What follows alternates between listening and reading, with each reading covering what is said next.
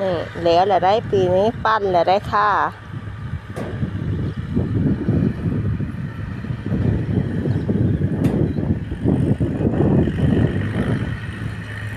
ปั่นแล้วปีนี้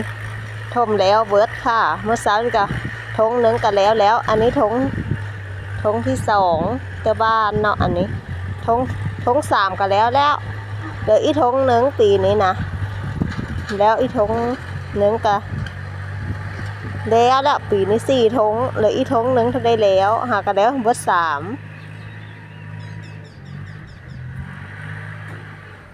แล้วเอ็ดนาปีนี้สบายมาสตางมีบ่มาสตางมีกะแล้วไหวจ้างลูกเดียว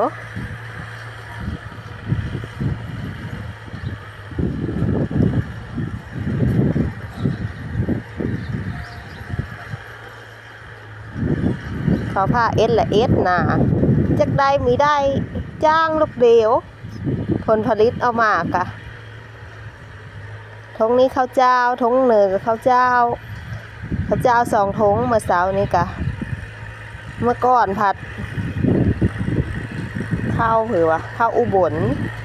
เดี๋ยวอีทงนึงอ่ะว่าเราเสือข้าวโดเนาะค่ะ